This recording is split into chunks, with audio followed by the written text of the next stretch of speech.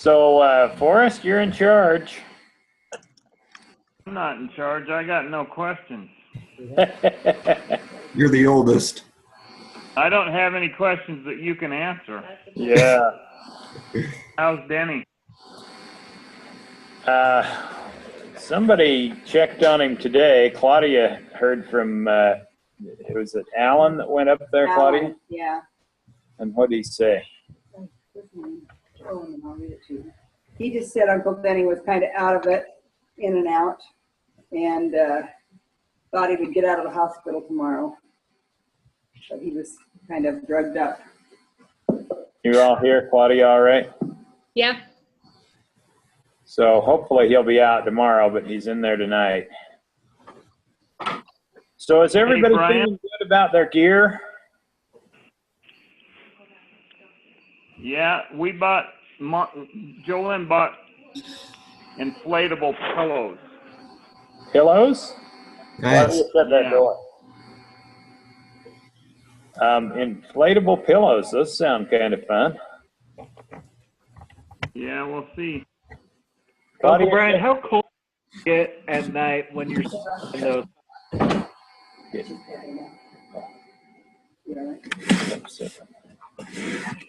Dad, did you hear that? No, I'm sorry. I think Dallin asked something. I was just asking how cold at night when you're sleeping in those huts. They're kind of tight quarters. Hopefully we'll get to be able to have, a hut to two of us at Harumbo. If it's four of us, it'll be pretty tight, just because you've got your gear, but there's a full bunk and they've got foam pads. He's asking how cold it gets. At Harumbo, Harumbo is like a cold night up at Barron. It's chilly. You wouldn't want to be outside, but Kibo is just absolutely psycho cold. It's like sleeping in a deep freeze, and But a few hours. yeah, and you're pretty much in your climbing gear, so you'll have your thermals on, you'll have some pants, maybe even your ski pants, you'll have all your tops, and you won't have your ski jacket, but otherwise, you'll be ready to jerk your boots on and put your parka on and head for the summit. So you go to bed 6 or 7 p.m. and you work really hard to get some sort of rest between then and midnight. So how cold is it at Camp 1? Camp 1 is absolutely jungle sleeping. Mandara is jungle paradise, and you'll be sleeping with nothing on your body, waiting for air conditioning. Harumbo changes to, it's 12,000 feet, so it's chilly when the sun goes down, and you'll want to be, having a jacket with you, and you could possibly want to pull out your long underwear there. I thought I would email Winluck and Desmond, the climb guy, the safari guy, and ask them how we pay, whether we can use credit cards or whether we have to bring cash or whether we can withdraw an ATM. Don't they sometimes have a $200 a day limit or something? Yeah, I think so. Back in the day when Lane and I went, we had traveler's checks and stuff, but it seems like the hotel was really equipped to deal pretty well with cash, credit card, or traveler's checks at that time, and they could, dollars worked everywhere. They don't do traveler's checks anymore, do they? I don't think so. I think they're a big hassle. They were a hassle even then, but they're a bigger hassle now. Hey, so Anthony, do you have any hiking poles? Yeah, I've got a couple of them actually from DMBA. I don't know if you got those freebies up there too, or down in Provo too. Yeah. So, So, Anthony, have you ever used poles, and do you think you're going to want to? I haven't used them much. I'm tempted to bring them, but I haven't been practicing with them, so maybe not. those DMBA ones are cheap enough. You could just throw them away if you don't like them. That's Boy, kind of what I I was am thinking. 100% converted to them now. Okay. Yeah, I love my poles too. Hey, you guys will show me how to use them. I'm not too old to learn, hopefully. I'll bring them. And I fought it for 15 years, and now I'm really liking them. Okay, good. David has a pair of those Cascades just like ours for us that But I've never used them. David's kind of the same, not sure if he wants them or not. I think I'll. Well, tell him to bring them, and we'll use them if he doesn't. But no, that's good. David, what are you thinking? I think I'll bring them. And so, you know, I assume that you have to check them in your checked luggage. Yeah, I don't Because I don't, let you do carry on. they wouldn't carry on a spear like that, I don't think. No, I'm sure you're right, but you know, folded up, they should fit in the bottom of a fairly Yeah. large suitcase. I think we're all planning to bring one large suitcase and one carry-on. So here's a thought. They're going to carry 33 pounds of your gear up the mountain, and you need to have it in some sort of a bag, not a suitcase. So if you've got a large duffel, you know, zipper type duffel, I would recommend bringing that. And you will see it carried on some guy's head up the trail. They're not going to repackage it for you, and they're not going to put it in a suitcase. Let me show you what I'm thinking of taking.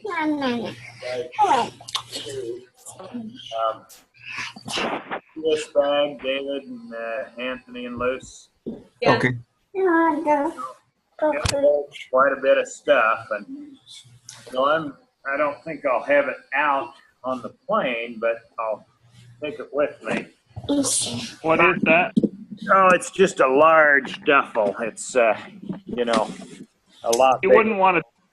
Jim. You wouldn't want to take a backpack, Brian.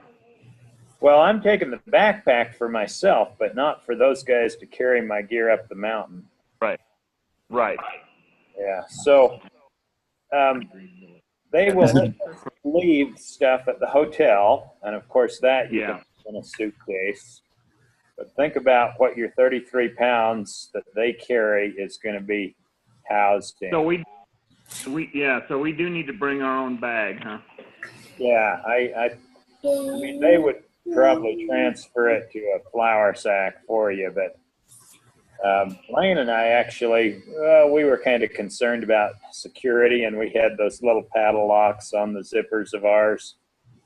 I don't know that we needed to worry about that. I mean, once you get on the trail, you know, your team is with you, and if anything was missing from your stuff, your chief guide would go nuts to make sure it was recovered. You know, I think one thing we all need to think about is to bring the essentials in your carry-on. So like your boots and, you know, some garments and stuff like that, so that if your luggage got completely lost for the whole trip, you wouldn't be stopped, you know. That's probably a good idea, but I don't know if you could really bring all your spinal stomach clothes. No, but Do they have This- stuff you could use if you needed? yeah, this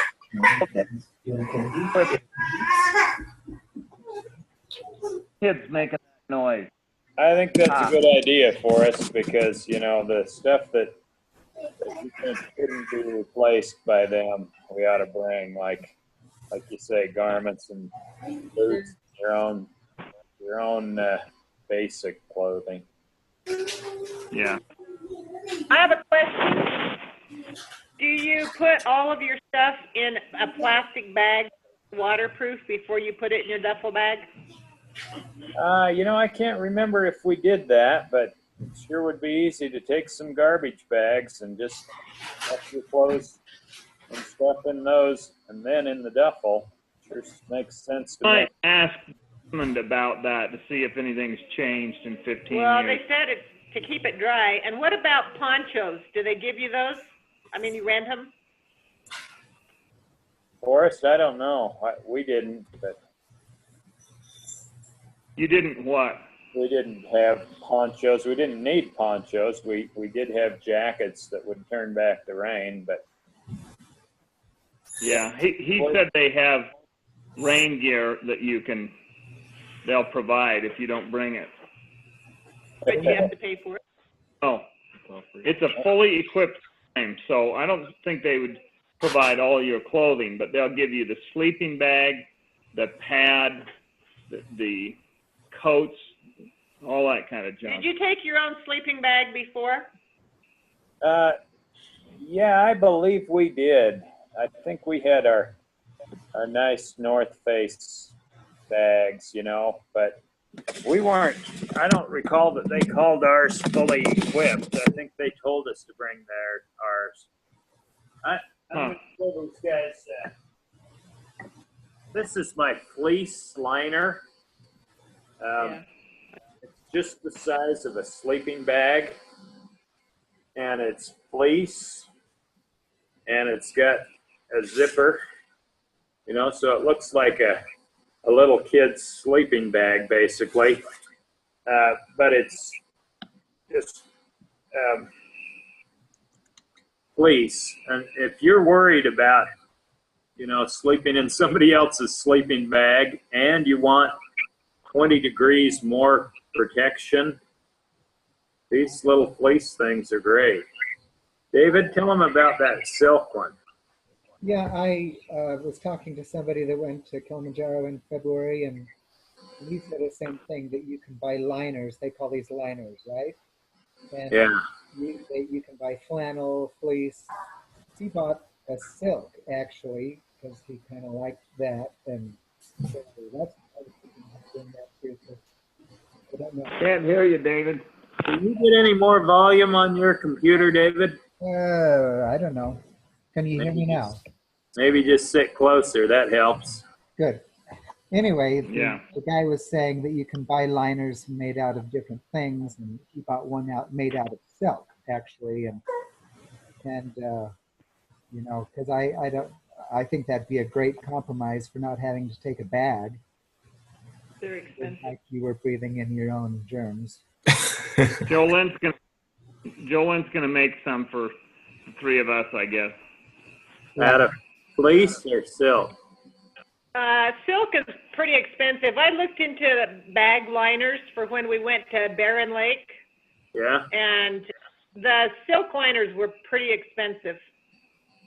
Well, what are you gonna make it out of? If you were to buy the fabric, I'm sure silk would be expensive. Yeah. I'm just going to use. Yeah, I haven't priced them yet, but I wanted to go shopping. Yeah, I just been reading a bunch of different stuff on blogs, and there was one lady who said she went and rented a sleeping bag that did not, she said it was an old bag and it didn't zip up. So I don't know what we're going to end up with there. Yeah. Yeah, but there are 100 different guide services there. Sure, anything is a possibility. But Well, I'd be surprised the Marangu Hotel people have junk. Jolene, you are welcome to take one of my North Face down bags. Super warm, super small.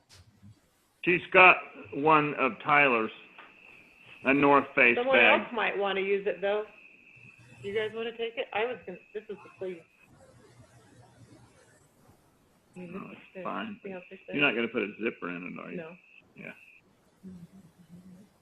Uncle Brian, what do you do at night when you get done with the hike until you go to bed?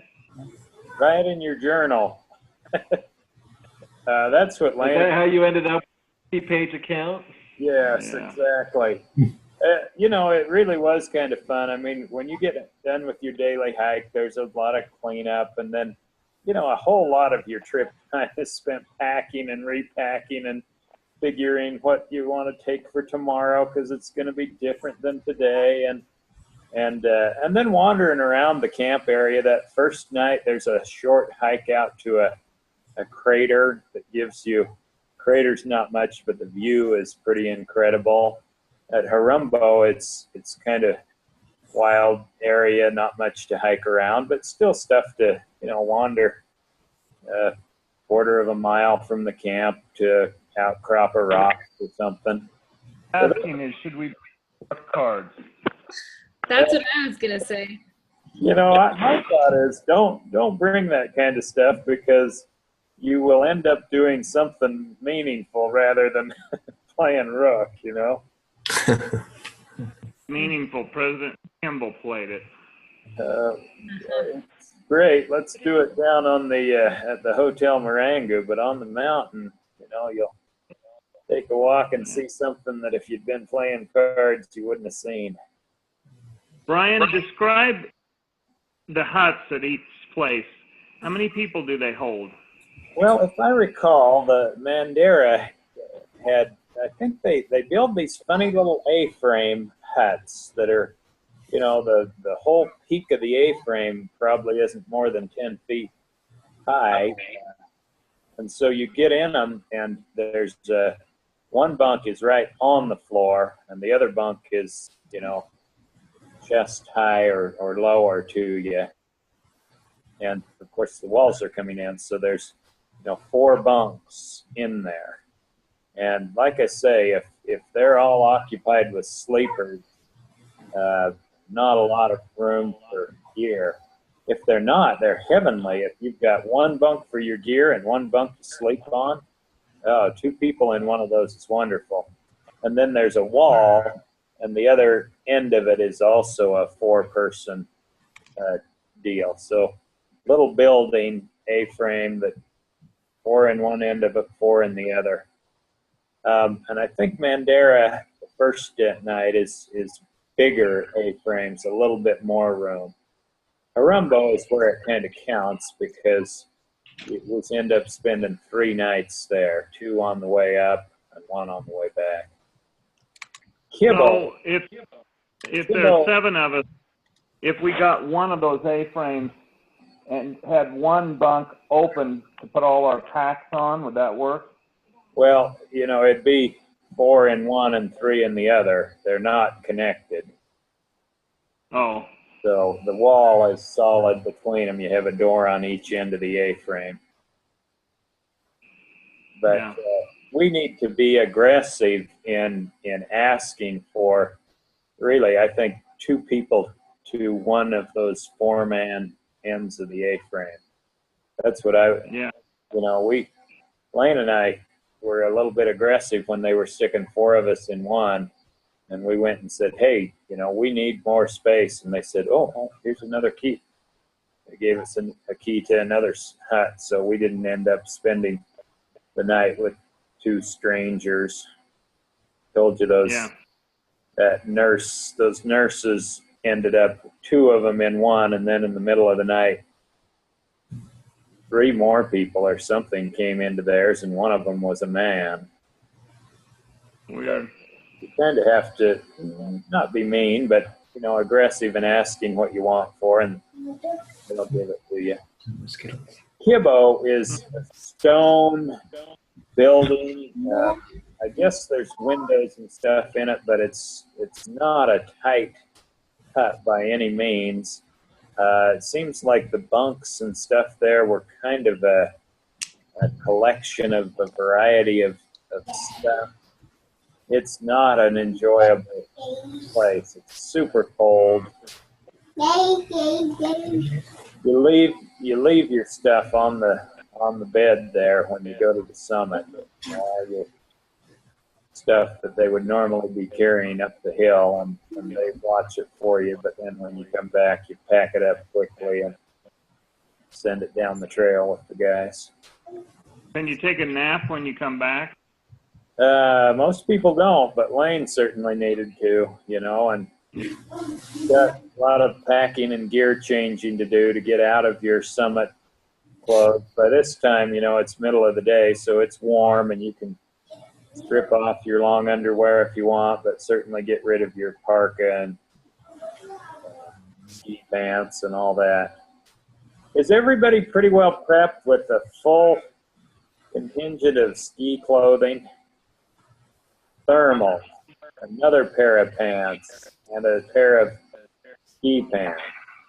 Thermals on top, some fairly heavy fleece type shirt over that, and then a parka over all of it. A hood on the parka, a balaclava, and a ski fleece type stocking cap, and then probably a pair of goggles to secure all of that and keep your goggles around your face.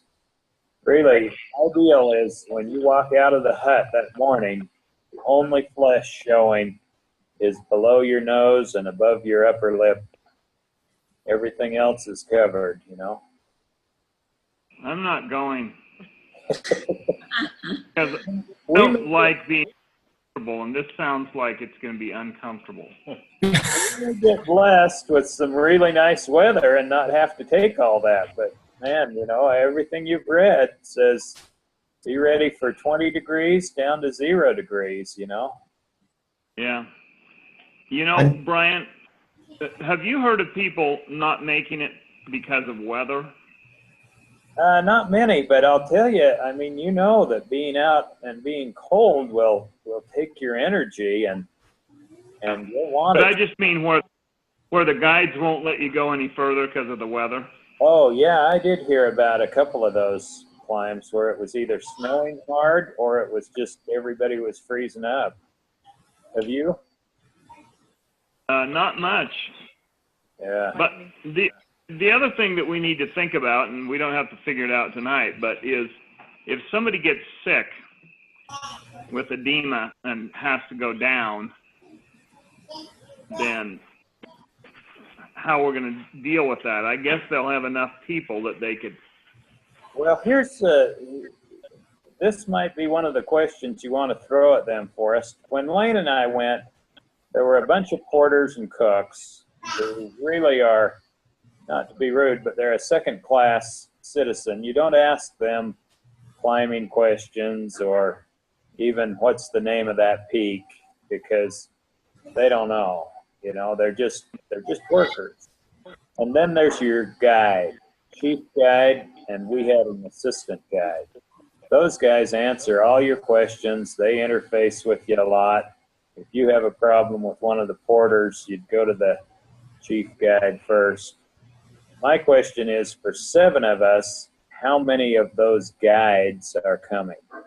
If it's just 2, I'm a little concerned. If it's 3 or 4, I'm not very concerned because if somebody gets into trouble and has to either stay in a spot while the rest go on or turn around, of course we want them to have a guide with them, and I don't think that the service would ever allow anyone not to be accompanied by a guide, you know. So I can't imagine. Do you need a guide going down? No, I just mean if push came to shove, could you send both guides down with people and just keep going up? I doubt if they would allow it, you know, because you're under their care. And I think I read in a guidebook, one of Anthony's, didn't I, Anthony, that it's illegal to go up without a guide? I think that's right. I know you have to have guide service to go, but Brian, the other question is, if you get to the crater rim and you don't want to go on, then you don't sit there for 3 hours or 4 hours while the rest go. No, you start right? down. I don't think anybody sits anywhere. I mean, there is a little bit of a cave part way up, Hansmeyer Cave, but it's not anything that you would stay in either. But I guess this is one of the things we need to talk about as the team. I mean, there's virtue in everybody summiting. There's virtue in only one of the team summiting. You know, I mean, I think we look at it kind of like a team effort, and we want to get as many people on the summit as we can. But if it's not 100%, you know, we should not be thinking, well, then nobody should go up, you know. We want to make sure that everyone is completely safe and taken care of. But, you know, if I needed to turn around, I would sure as heck hope that wouldn't turn any other able-bodied person around with me. Now, if I was ready to expire, you guys darn well better give up your summit and save my life. But, you know, I don't know. Am I thinking the way that others are thinking, or is there a different opinion? And the guides are pretty medically trained to help you know if you're serious or not. They have seen the symptoms a whole lot more than any of us have, but, you know, they're certainly not doctors, but they kind of, I mean, it's a huge negative to a tour service to have anybody die or get really in bad shape. They're pretty darn careful, you know. In fact, some of the groups, not ours, but some of the groups reported to Lane and me that they had the feeling that the guides were always trying to turn them around. Huh.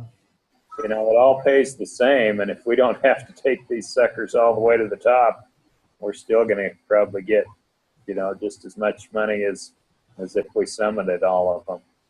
And so some of the groups did say, you know, it just felt like the guides were always saying, oh, you don't look so good. Maybe, you know, maybe if you're not feeling good, turn around. And, you know, so, I mean, we need to count on their vast experience, but also not be bullied by them if we're feeling semi-okay. You know? Well, I think that's where you've got to coach them and just say, look, we're all trying to get to the top, and we've got the mental toughness. But you tell us if somebody has edema. Yeah. Because that's when you're around. No, that's exactly right. Are they easy to understand? The guides, no, they're kind of hard. They have an accent, and their English is so-so, and you know, they're a little bit of a challenge to listen to and understand fully. My screen just came on and said this call ends in 10 minutes. You know what, I think what happens is that if it ends, if it cuts it off, and you still have a lot more to say, we can just call back on the number and just again. Because it's a scheduled meeting, okay? Yeah. Shall we do this again next Sunday? Sure. Yeah. Sounds good. Hey, Anthony, what questions do you have? You haven't been in on much. I'm trying to absorb it and take notes. I am interested in the goggles thing, I think. I don't have any. Would they ever provide us with any? What is it? Goggles, ski goggles. Yeah, I mean, Ryan, Dallin, do you have ski goggles? What? Do you have ski goggles? No, if anyone has some, I would take them. I think we're okay here, but I think we just have 3. I think I might have a pair, Anthony. Lucy, you're set with yours? I'm pretty sure I am. I have to go through some boxes, but I'm pretty sure there's a pair. Okay. Does everybody have gaiters? Yes. no. Dallin does. Dallin, you do? Yeah. Doesn't have any? He does. Everybody I think balaclava? maybe Dallin doesn't have gaiters. I thought he got some. Oh, he has gaiters, yeah. No, he does. Will they have any of that stuff, Uncle Brian? I don't have a gator, balaclava, or any of that stuff. Well, your dad and I talked You're about looking good, something. Brian. You like my balaclava, Anthony? Wow. Yeah. Anthony, we're gonna go shopping, so don't you worry. We'll find some stuff. Oh, Hey, you guys, I'm gonna go to Outdoors Unlimited and buy some shot blocks. Oh, I want some. I do too. Do you? Yeah, I'll pay you. I won't pay you. Sure. How many do you think we want, Brian? Would we just probably need them on the summit day? Probably. And I'm going to bring some of my caffeine pills that have just the same effect, you know, and you just bite one in half and you get a nice rush of energy. Well, these are supposedly have electrolytes, which is supposed to help. So I don't know how it all works, Yeah. but Well, get a bunch. I think it's okay. I'll get a case or two. Thanks. Anthony? Hey, when do we need to start taking Diamox? Next Sunday? No. They say 1 to 2 days. Okay, maybe when we're already there, like on the safari. Yeah. And then, did you guys get lined out with malaria? No. I see my doctor. Yeah, Anthony, I called my doctor. We're gonna do the cheaper route, I hope, the 5-week one. Yeah, Jolene guessed that that's what happened to you, and that sounds exactly right. Okay. And then I'm double checking to make sure I got typhoid. I think I got a typhoid shot. It kind of hurts. Mine are pills. Mine are pills too. Oh. Yeah, too. 4 But you days. get the, if you get the shot, then it's over with, but it's only good for 2 years. But if Right. you take the pill every other day for 4 days, it's good for 5 years. Yeah. Anthony, you want some of these? Yeah, they're cute. Hey, did everybody get Diamox? I don't have any yet. Is one prescription more than enough for one person? Can I go in with somebody or do I need my own? I don't know, but that's Depends on- something that I wouldn't want to take any chances on. Right. That's what you want it. I have 30 pills. My doctor said he gave me enough to share. 30 pills. 30 pills will Oh. do at least 2 people and probably 3. Okay, Anthony, I'll split it with you. And Sounds good. Well, This then is we kind of like a drug deal. Diamox too. I think it sounds like plenty of that stuff. Mine is my prescription on it ran out in 2004, but I have a whole bottle of them. Ooh.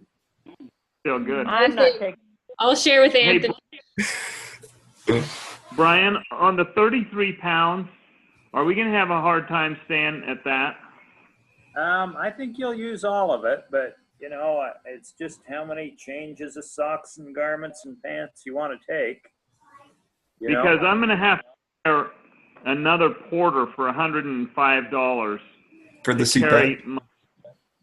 my, CPAP and batteries, unless we can spread them around. They're 2 batteries at 5 pounds each, Huh. and then my CPAP probably weighs another 5 pounds. So what do you And get I'm- for that $105? 33 pounds? Yeah, I guess. Wow. You know, I don't remember that we were severely limited on ours. I mean, Yeah, 33 pounds is a lot. that's what You know, if it's just clothing, maybe we can just get there and see where we're at, and if we have to hire another one, we'll hire it. I think I could probably have room in mine too, Uncle Forrest. yeah, that's, Well, we'll see. I don't want to crowd anybody, but I'm telling you, if you put 33 pounds in a backpack, it's like putting a Dutch oven in there or something. What Well- about snacks for hiking? Do you need much, like jerky and, nuts and stuff like that? they will feed us more than we will ever want to eat. And every morning they will give you your sack lunch for the day. And I forgot, you get to carry that sack lunch. That's, if I recall right, that's one of the things they hand you every morning and say, here's your lunch. So you get to carry it. And there's big breakfasts, lots of food in that lunch, big dinners. So bring snacks for your own pleasure. You there? I think we're You're done. muted, Uncle Brett. Are we done? No. No, my dad muted. Whoops. Uh, Sorry, Bri. There he goes. So somebody- bring some, What's that? hello? Hello? So you just bring whatever you want, I guess? Yeah, just for fun, but don't feel like you've got to say, oh, here's my snacks for day 1 and day 2, and I would Okay. bring a ton. So Hey, what Ben. about water? Will they refill your water during the day, or do you have to carry it from the morning for the whole day, what you're going to use? I just do not remember that I'm going to ask them. Yeah, please do. That's a good thing. Is it nasty? Do you need to put anything in it, that boiled water? No, it was all right. This is what Lane and I carried. A liter and a half. These deals with the thermal zipper case, you remember these? Yes. And that's all that I remember Lane and I carrying. This is a liter and a half. And it seemed like every morning we filled it up and then we hiked with it, and we were pretty well out by end of the day. But, I'm taking my 3-liter Camelback. Most of you guys, it sounds like, have 2-liter Camelbacks. Right. Frankly, I think you're going to be fine. Claudia and I. If you took a Okay. If you took a 2-liter Camelback and a 32-ounce bottle that you filled every day with aid, would that work?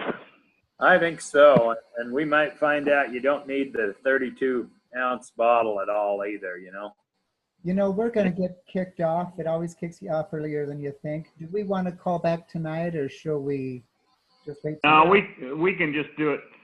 If anybody has any more questions you want me to ask,